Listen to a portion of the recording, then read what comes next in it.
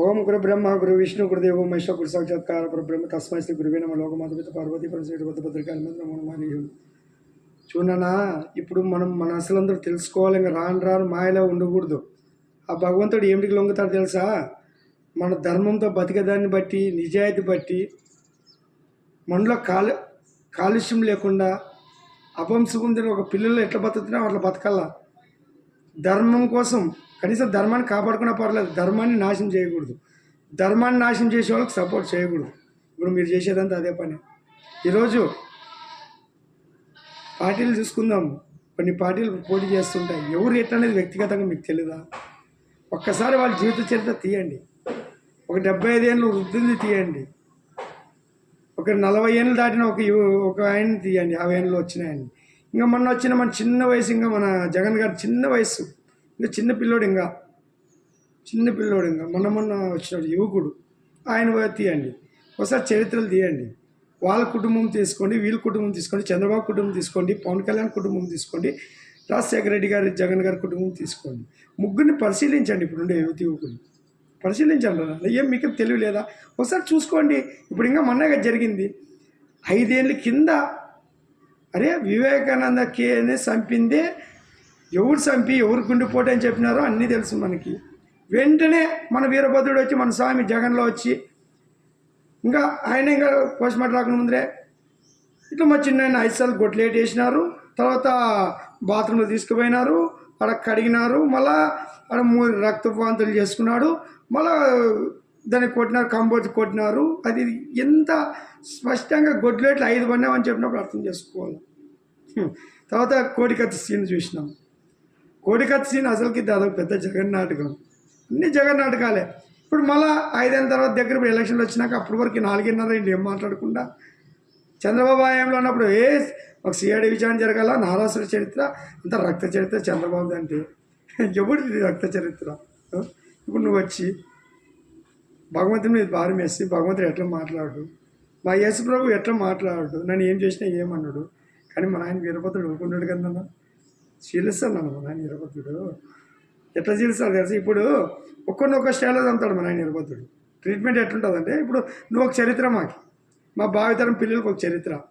అబద్ధాలు ఆడేదంటే నంబర్ 1. అన్ని అబద్ధాలే.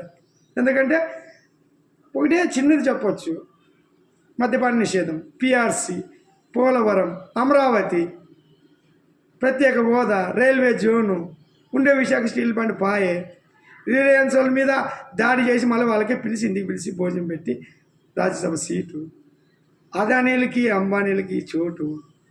ఎక్కడ పోతున్నాం? పెత్తందారులు ఎవరు? వ్యాపారస్తులు ఎవరు? ఈరోజు ఇంతకుముందు ఎక్కడన్నా రాజకీయాల్లో, ఇన్నేళ్ళ రాజకీయాల్లో ఎవరన్నా సొంతంగా ఈనాడు, ఆంధ్రజ్యోతి, కొన్ని పత్రికలు పసుపచ్చని నింద వేసినాం కదా, వాళ్ళు ఎప్పుడన్నా ప్రభుత్వ కార్యాలయాలు కూడా వేసినారో డబ్బులు తీసినారో చూసినామా? నువ్వు స్వతంత్రంగా ముఖ్యమంత్రి అయ్యేదానికల్లా నీ వాలంటీర్లు పెట్టుకొని 2.5 లక్షల మందికి ఒకరు 200 కేటాయిస్తే ప్రభుత్వ ధనాన్ని పేపర్ కొంచెం సర్క్యులేషన్ పెంచినావు. సాక్షి టీవీకి 50 రూపంలో ఇచ్చినావు. అంతా ఎదుటల్ని అబద్ధమని నువ్వే అబద్ధం అయిపోతుండవు. ఏ చూసినా న్యూసే, అంతా ఫేక్ న్యూస్లు.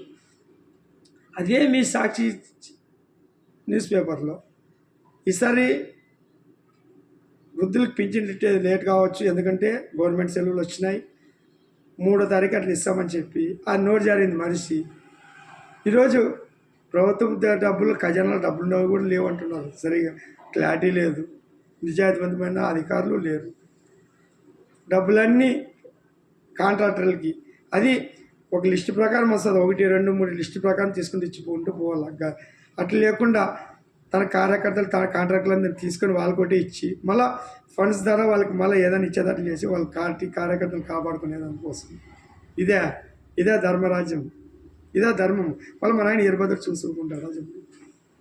ఇప్పుడు వృద్ధుల పింఛన్లు కూడా లేట్ చేసి మీరు అనుకుంటే ఏం ఇంటికి వచ్చి ఇచ్చేది అని చెప్పేదన్నా, ఇంతమంది ఉద్యోగులు ఉన్నారు, ఇంకా అధికారులు సచివాలయం కూడా రావాలా, వాళ్ళు బాధలు పడి 2 రోజులు తిప్పి డబ్బులున్న కూడా తిప్పితే అప్పుడు చంద్రబాబు మీద నెగిటివ్ వచ్చి చూడండి మన వాలంటీర్లు తీసేసినాడు, చంద్రబాబు వస్తే వాలంటీర్ల రాజ్యం లేకుండా చేస్తాడు, మీకు ఇంటికి పింఛన్ వచ్చి మన పిల్లలు పొద్దున 6 గంటలకు వచ్చి ఇస్తుండ్రి, ఇప్పుడు చూడు ఈయన వస్తే ఇంక అన్నీ తీసేస్తాడు, నీ పింఛన్ కూడా కట్ చేస్తాడు అని చూపించేదానికి ప్రజల్లోన బా ఏం ఐడియా నాన్న, ఏమి తెలివితేటలు నాన్న ఇవి. బా నిజంగా మనం ఎంత ఎర్రగొర్రెలో ఆంధ్రప్రదేశ్ ప్రజలు తెలుసుకోవాలి. మనం ఇంత చాణక్య నీతులు, ఎంత సలహాదారులు. అందుకేనా 600-700 కోట్లు పెట్టుకునేది మన వాళ్ళని. పాపం ఒక్కొక్క సలహాదారుడు, వాడు కుల గురించి మాట్లాడుతుంటాడు, వాడు ఇంకోటి. ఇవే బూతులతోనే మొత్తం. మన మంత్రులు ఎమ్మెల్యేలు కూడా చేసింది మనం ఎందుకు? చంద్రబాబుని, పవన్ కళ్యాణ్, లోకేష్ని తిట్టేకి. ఎప్పుడు వాళ్ళు తిట్టుకుంటుండేది వాళ్ళ పని, వాళ్ళ శాఖలు అనేది. మళ్ళీ ఎస్సీలు, బీసీలు, ఓసీలు అందరికి టికెట్లు ఇస్తాం, కానీ వాళ్ళందరూ అక్కడ పాలేరులా కూర్చున్నాలా. నెల వస్తే జీతం తీసుకోవాలా, మాట్లాడకూడదు, చెప్పకూడదు. మేము ఇస్తే నిధులు ఇస్తాం, దాంట్లో లేదు. ఉదాహరణకి మంగళగిరిలో లోకేష్ని ఓడించాలని ఎన్ని కుట్రలు పని చేసి వరాలు జల్లు కురిపిస్తుంది. మంగళగిరి మనకి స్థానం లోకేష్ని ఓడించిందని పెద్ద అఖండ విజయంగా వాళ్ళకి 1200 కోట్ల అభివృద్ధి పనులు అని చెప్పారు. లాస్ట్కి ఆర్కే గారు వచ్చి అన్నీ చెప్పినారు. వాళ్ళు ఓడించే మన ఆయన వీరభద్ర చెప్పినారు. లాస్ట్కి ఏమేమి చూసినారు, మళ్ళీ పోయి చేరినాడు. ఇదిరా రాజకీయం. నీతి నిజాతులు లేదు, విలువలు లేవు. వాళ్ళకంటే వేష్యలు లేదు. వాళ్ళన్నా కడుపు కోసము అమ్ముకుంటారు శరీరాన్ని, కానీ వాళ్ళు కూడా నిజాయితీ ఉంటారు. కనీసం ఒకరికి ఏదో నిజాయితీతో వాళ్ళు కూడా వేసే వ్యక్తులు. అంతకంటే పనికిమాలిన రాజకీయం అయిపోయింది. రాజకీయం అంటే ఒకప్పుడు విలువలు, ఒకప్పుడు ఉన్నతమైన రాజకీయం, ధర్మమైన రాజకీయం, నీతివంతమైన రాజకీయం నడిపినారు పెద్దలు. ఇప్పుడు మన వీరభద్రుడు వచ్చి నడిపిస్తాడు. ఇప్పుడు ఒక పవన్ కళ్యాణ్ ద్వారా, ఒక లోకేష్ ద్వారా, ఒక చంద్రబాబు ద్వారా ముందుకు వచ్చే యువకులందరూ నవయుగ యువకులతోన, ఎమ్మెల్యేలు కూడా ఒక్కో 2-3 సార్లు పోటీ లేకుండా సంవత్సరము 5 ఏళ్ళకి ఒకసారి రొటేషన్ పద్ధతిలో ఒక్కొక్క వర్గానికి ఇచ్చుకుంటా నాయకులను అందరినీ ప్రోత్సహించాలి. కార్యకర్తలే నాయకులు లాగుండే పార్టీలు వస్తాయి. ముందు అన్నీ అర్థమైంది. అది మా నాయన వీరభద్రకులు అన్నీ మంచి దినాలు ఉంటాను. ఈరోజు ఈ వృద్ధాప్య పింఛన్ కూడా నెగిటివ్ చేసి చంద్రబాబు ఓట్లు పడుకుని చేయడము అన్నీ బయట వేసుకుంటున్నాం. నువ్వుకి వేసుకుంటున్నావు. ఈరోజు మన డిఎస్పీ గారు కానీ, మన సిఐడి గారు కానీ ఎంత బాగా పనిచేస్తున్నారు చూస్తున్నాం. 25 టన్నులు డ్రగ్స్ దొరికితే మన సిఐడిఎల్ ఇప్పుడు పనిచేయరు. స్కిల్స్ క్యాంప్లో చెప్పు ఎక్కడెక్కడ పోయేస్తారు, ఢిల్లీకి పోయి మాట్లాడేస్తారు. మన పబ్లిక్ ప్రాసిక్యూటర్ గారు పొన్నంబోలు సుధాకర్ గారు ఇప్పుడు మాట్లాడాలా నా తరఫున. మీరు ఎవరు వాడి? మిమ్మల్ని కాదని ఎట్లా వస్తాయి? బ్రెజిల్ నుంచి ఎట్లా వస్తాయి? బ్రెజిల్లో ఎవరు? మన అంబాసిడర్ రెడ్డి గారు ఉన్నారు. ఆడు కూడా ఎంత కుట్రలన్నా. మన విజయసాయి రెడ్డి గారు ట్వీట్ చేసినారు, బ్రెజిల్ అధ్యక్షునికి శుభాకాంక్షలు. ఆయనకి మనకి ఏం సంబంధం రా? మన ఆంధ్రప్రదేశ్కి పోయి తెలుగు, బ్రెజిల్లో లింకులు. నంబర్ 1 చార్టెడ్ అకౌంటెంట్ ఆయన, నంబర్ 1. నంబర్ 2 ఇద్దరు లండన్ పోయి ఏం చేసినారు 10 రోజులు. ఎంతమంది బ్యాంక్ అధికారులను కలిసినారు. అన్నీ వస్తాయి బయటికి. ఎవరిని వదిలేదు. వీరభద్రుని ముందు కుప్పిగంతలు. వ్యవస్థలు మోసం చేయొచ్చు, ప్రజలను మోసం చేయొచ్చు. ఇప్పుడుండే కేంద్ర ప్రభుత్వం పెద్దలు కూడా తెలుసుకోవాలా. తప్పు ఎవరు చేసిన వదలు శివయ్య. అది మోడీ అయినా, అమిత్ షా అయినా, జగన్ అయినా, చంద్రబాబు అయినా, పవన్ కళ్యాణ్ అయినా, రాహుల్ గాంధీ అయినా, సోనియా గాంధీ అయినా, షర్మిల అయినా, అందరినీ కర్మ సిద్ధాంతం ఉన్నదండి. ధర్మం చేస్తే వెలుగుతారు, అధర్మాన్ని పట్టుకుంటే నలిగిపోతారు. తస్మాత్ జాగ్రత్త.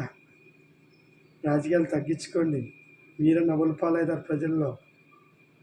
ఏ మకం పెట్టుకొని దేవుడిని ప్రశ్నిస్తూ, దేవుడు బిడ్డవా నువ్వు? ఇలాంటి బిడ్డలకి దేవుడు ఉంటే ఎట్లుంటుంది? దేవుడికే ఒక తండ్రిగానే మీ నాయన బాధపడినాడు ఒకప్పుడు. నువ్వు దేవుడు బిడ్డవనా? పైన దేవుడికి తెలుసు, కిందుండే ప్రజలకు తెలుసు. ప్రజలకి ఏం తెలుసు? దేవుడికి తెలుసు. కాబట్టి ఇప్పుడు వచ్చి నిజాలు పలికిస్తాడు, నిజమే నిరూపణ చేస్తాడు. ఇప్పుడు బస్ యాత్రలు చేస్తున్నారు. మన ఆంధ్ర ద్వారా బస్ యాత్ర చేస్తున్నాడు, అక్కడ తెలంగాణ ద్వారా బస్ యాత్ర చేస్తున్నాడు. సేమ్ స్క్రిప్టులు, సేమ్ ప్రాధాన్యతలు. ఆడాడ స్క్రిప్ట్లు ఏర్పాటు చేసేది, వాళ్ళకి తెచ్చేది. ప్రజలకి ఏమంత టైం ఉందా మీ గురించి ఆలోచించేది? ఒక్కసారి ఆయుధం ఇస్తాడు భగవంతుడు, పోయి గుర్తొస్తారు. అప్పుడు గుణపాఠం నేర్పిస్తారు. మీరు చేసిన లాజిక్లు, మీరు చేసిన డబ్బుని ఎట్లా లాక్కోవాలో మన ఆయన తెలుసు, మీ ప్యాలెస్లు ఎట్లా ఆక్రమించుకోవాలో తెలుసు, మిమ్మల్ని ఎట్లా చేయాలో మనకి వీరభద్రుడికి అన్నీ తెలుసు. నాన్న జయ వీరభద్రుడికి సంబంధం. మరి